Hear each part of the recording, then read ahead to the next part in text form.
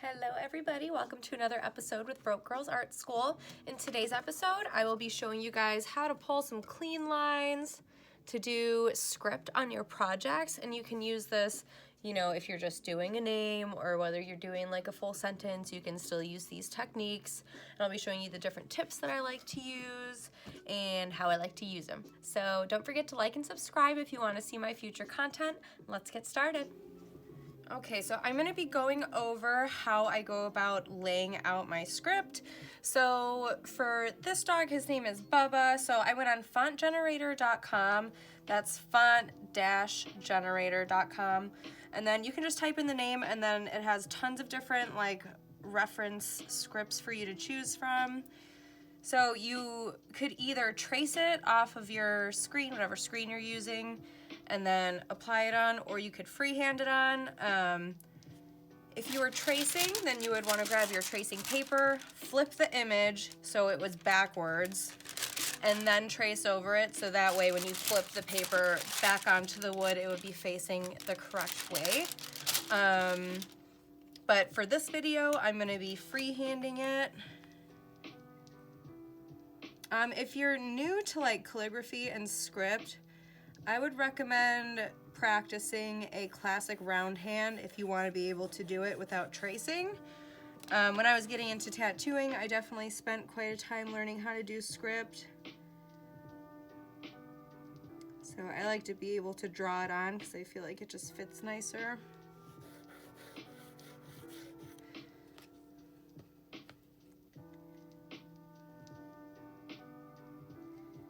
So I'm gonna draw a top line, a bottom line, and a center line.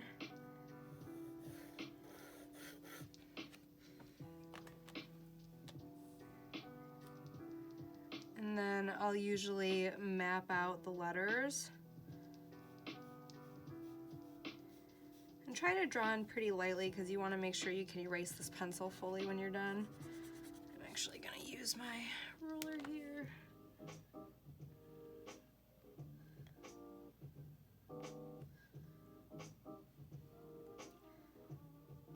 So this is going to be my center line.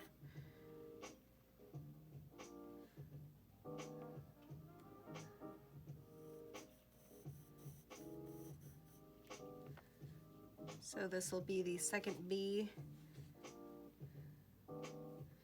Or actually, hang on, I'm going to scooch these lines over just a little bit so I can make sure this is more centered.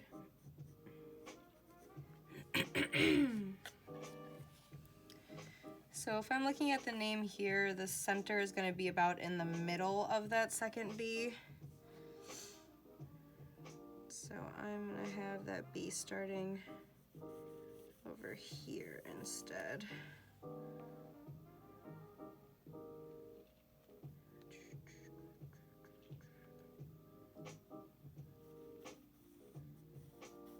And I'm going to have this be an equal distance.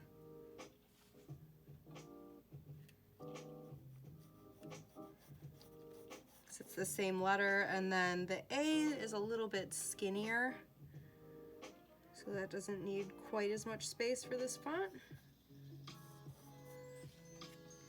Same with the U is a little bit smaller than the B's as well. So it doesn't need quite as much space.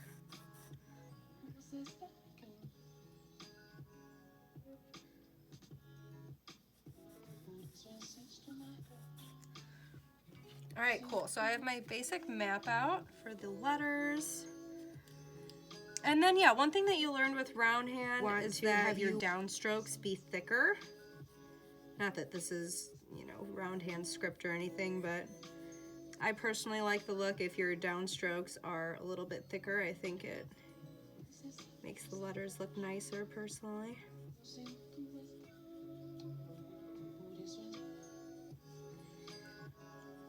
So you're going to want to pay close attention to your letters and make sure that you have like a similar curve with all of them. Especially when you have repeating letters. Like I have 3 of the same letter, so I want to make sure that they are all as similar as possible.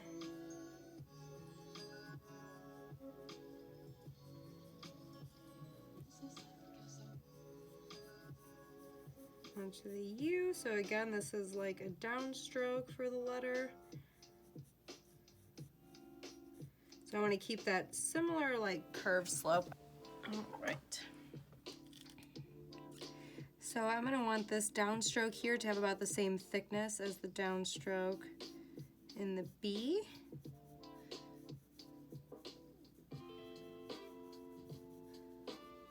And sometimes I don't follow the spacing like quite perfectly. Sometimes I switch it up as I go because it's hard to map it out perfectly before you start. U. Like I said, I want this B to be as similar as this one as possible. So I'm going to want the same distance and the same curvature.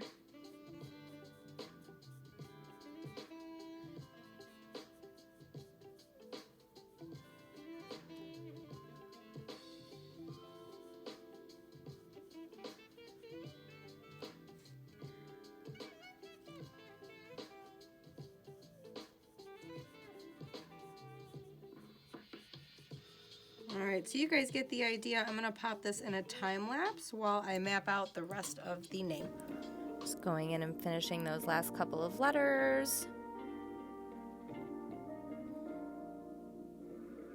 I actually ended up switching up the B's just a little bit. Alright, so now I'm going to show you guys the different tips that I like to use for lining and doing script and stuff. So I have like 3 different sized ballpoint tips, a small, medium, and large. These are all from Woodburners. Yeah, definitely like these a lot, but you got to be careful when using these because if you burn too high of a temperature and you're going in a direction opposite of the grooves, sometimes it'll catch in the grooves in the wood. I do like using this guy quite a bit. This is nice for if you're doing like a lot of straight lines. So I like using this like more flat tip for straight lines, and then if I'm going around curves, I like having the ballpoint tip because it doesn't catch as much if I'm going around on its side. All right, here's a couple other tips that you could use. This is a knife tip, very precise, and it will like slice through the woods, but I don't know, I feel like I don't have as much control when I use this one. Maybe it's just because I haven't practiced with it enough yet. You could also use this one, but again, my 2 favorites would be the ballpoint tip and then this basic like round tip here. All right, so first I'm gonna go in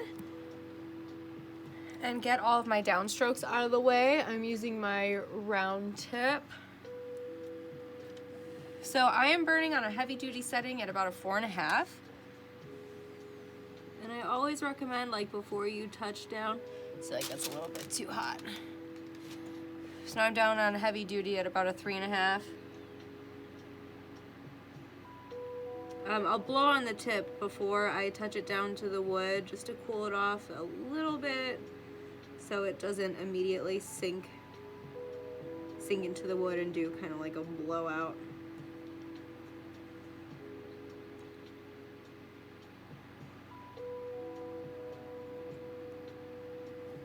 So I'm even going to lighten it up just a little bit.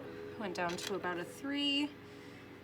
And then with this one, with the way that the wire is shaped, it's best for going on like vertical planes. You can go around curves with it, but you gotta kind of practice how to maneuver it so it stays smooth. So I'll probably grab my like ballpoint tip to go around those curves. I can go along these straight lines with this tip.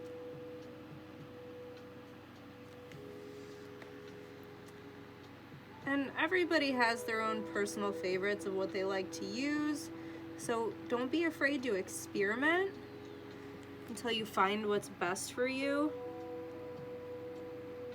And definitely just if you're serious about woodburning and you want to do it and, you know, sell portraits like this one, then I would just definitely invest in a good machine. I've never had an issue with my Colwood Super Pro 2. I've also heard great things about Razor Tip. But yeah, if you only drop money on, like, you know, a $30 little wood burning tool, it's not going to do much for you.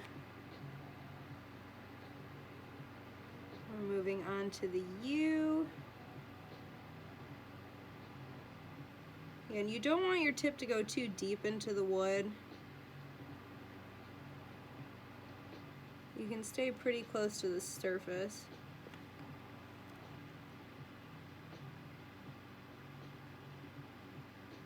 And try to keep a nice even depth.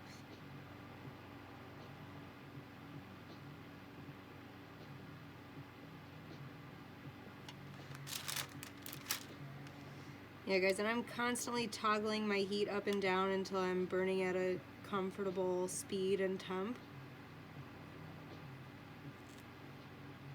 But practice makes perfect.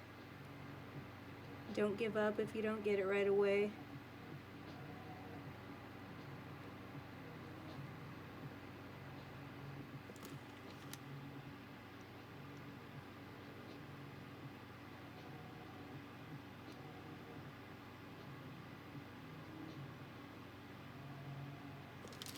Alright, now I'm going to throw my ballpoint tip on.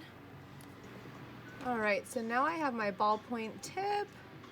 I'm going to turn that on. This is also on heavy duty. I feel like with the ballpoint tips you can burn a little bit hotter since there is that like connecting point between the tip and the ball on top.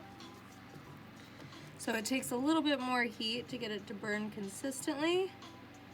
These I definitely recommend staying on the surface. Do not apply a lot of pressure because you don't want them to dig into the wood.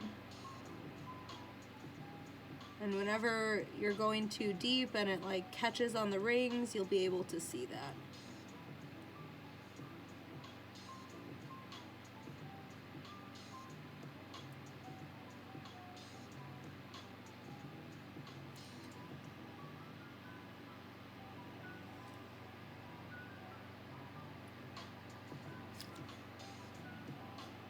Yeah, and if you're struggling with lettering, low and slow is the way to start.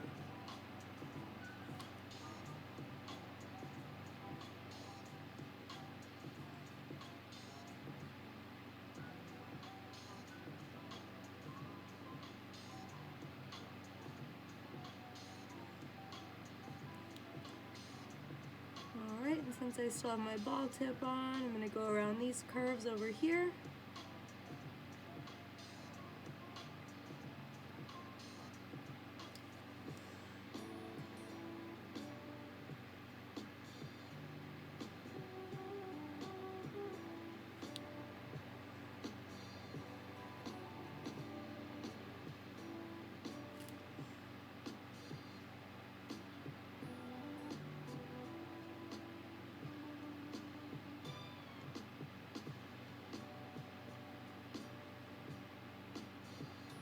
Alright, I'm going to switch back over to my other tip and pop it in time lapse for the rest. Alright, then the last step you're going to want to take is to fill in these thicker areas. And there's a couple different ways you can do that. I'm going to be using this tip to fill it in, but you could also grab either your ballpoint tip or the other round tip that I was using, and you can just do like little straight lines across over and over. That's better if you want like a bolder, like solid black lettering. Otherwise, I like to do with the round tip shader because I feel like it's a little bit of a smoother shade. So let me turn this on.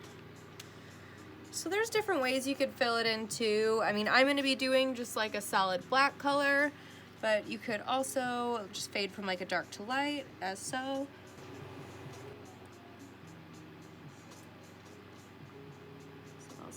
Dark at the bottom here, and then fade that up into a lighter tone.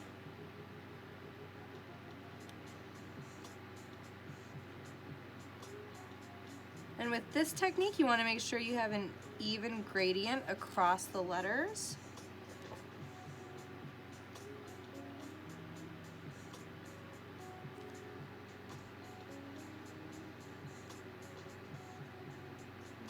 so you keep it dark at the bottom, yeah, and then just do a nice fade up.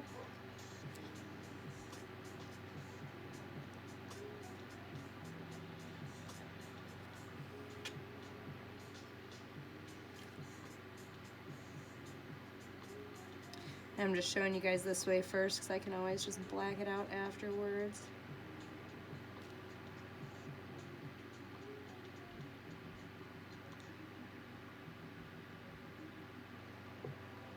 And if you guys want some tips on shading and how to get a nice smooth gradient like this, I'll tag a link in the description below to another video of mine. Yeah, when doing script, consistency is key. Excuse me. Definitely take your time to make sure you have nice clean lines.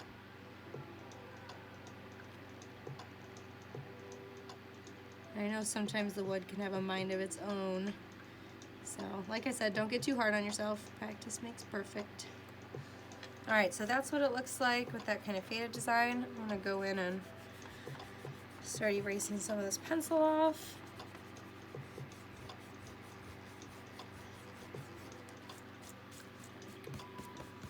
Alright, now I'm going to hike my heat up just a little bit.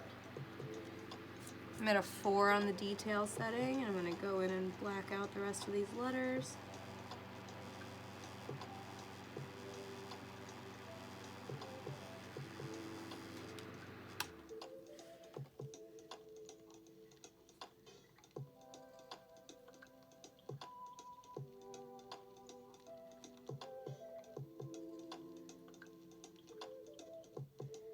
So I'm using more of like a drag and pull shading method to get it nice and smooth. I didn't want there to be a lot of grooves in the wood.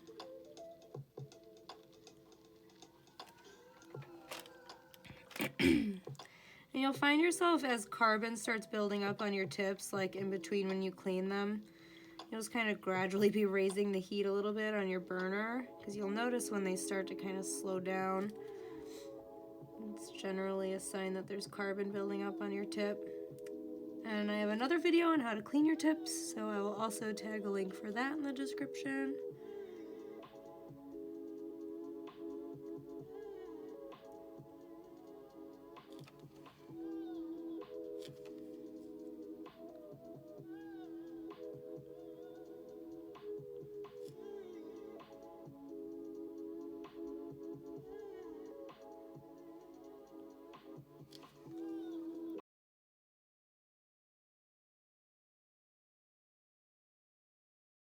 And then one other thing that I'll sometimes do is go around the edges of the script with my Dremel tool. I feel like it's a really good way to kind of crispen up, you know, when those like dark shading kind of comes out from the side of the letter.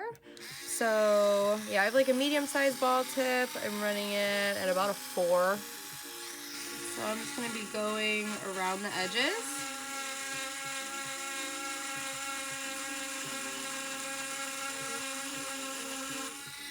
And I like having the nice crisp Dremeled line next to the black.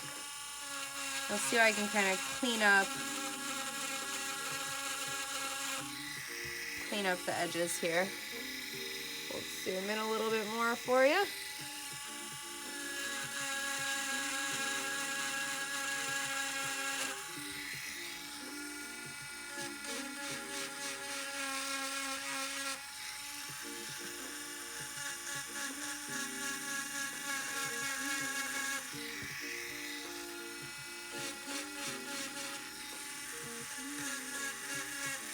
The Dremel tool can also be handy if you make mistakes or go over things too dark. It's almost like a little eraser you can use.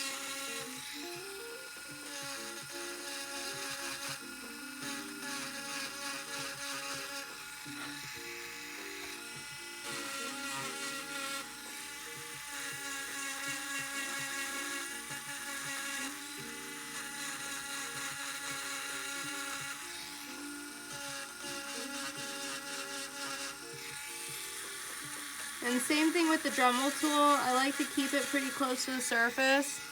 I'm not digging very far into the wood at all. All right, I'll pop this in a time lapse for the rest of it.